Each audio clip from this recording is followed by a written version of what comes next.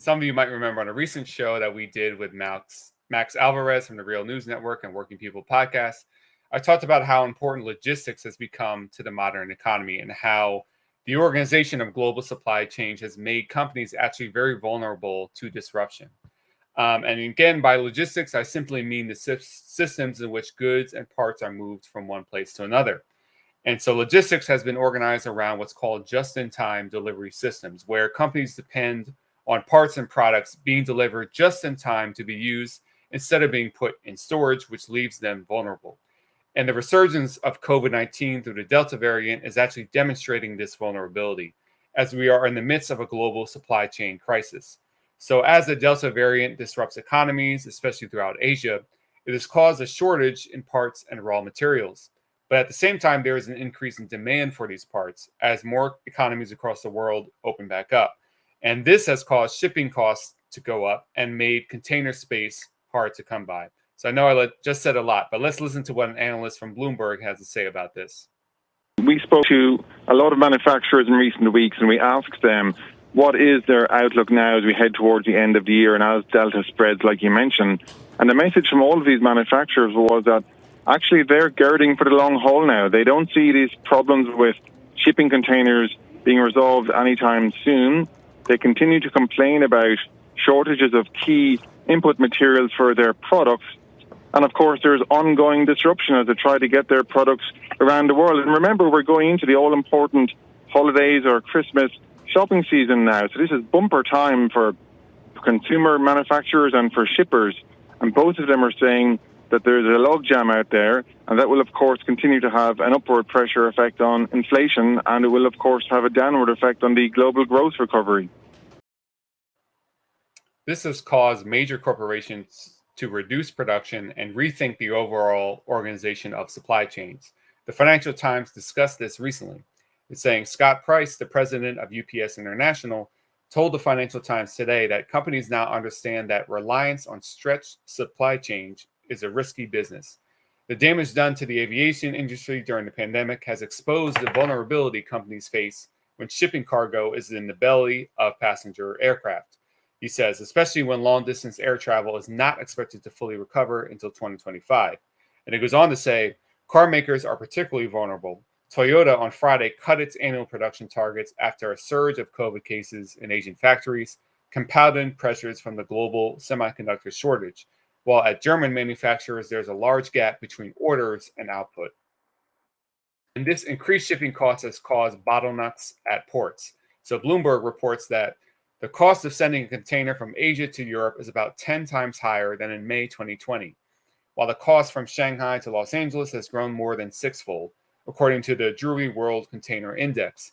The global supply chain has become so fragile that a single small accident could easily have its effects compounded, said HSBC Holdings PLC said in a note.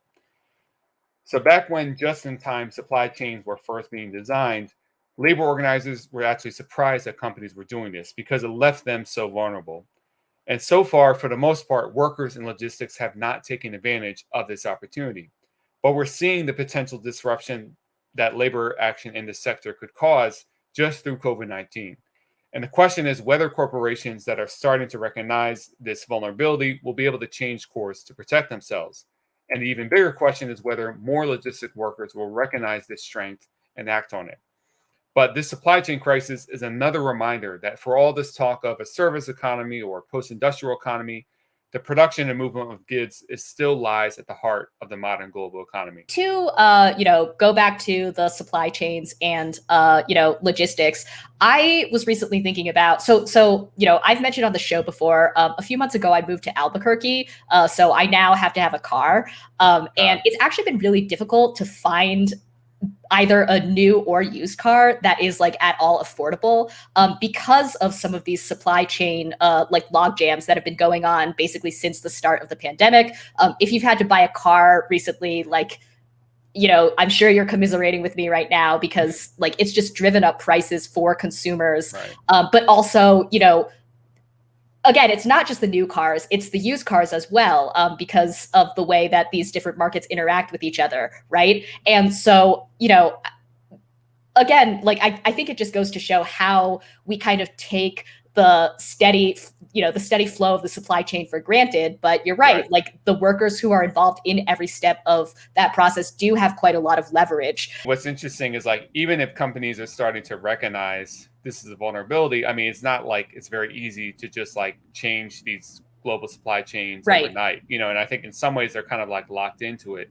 But I mean, it's pretty incredible to think about, you know, what if there was actually deliberate worker action to disrupt some of this stuff. I mean, we're already seeing how it's being disrupted, and that's not even being done on purpose by anyone. Right. Yeah. What do you think it would take to get logistics workers, who of course are spread out all over the country, I mean, all over the world, to that point? Yeah, I mean, you kind of never really know. I mean, one of the positive things about this too is that like it wouldn't actually even take a coordinated action across the globe, because part of the way these things are set up is like it could actually be by workers in one part of the chain disrupting would affect the whole thing. And you know, and I think like, you know, increasingly in the United States, like again, we do have some logistic workers like UPS workers who are in unions. We're looking at Amazon and other places.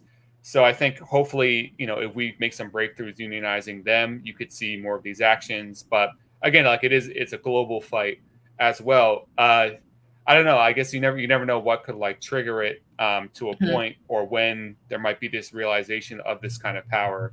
But I think, you know, it's almost like always with these upsurges, when it happens, I guarantee you, like no one will have been expecting it or predicting it. If you like this video from the Jacobin Show, please hit like and subscribe and share with your friends. Thanks.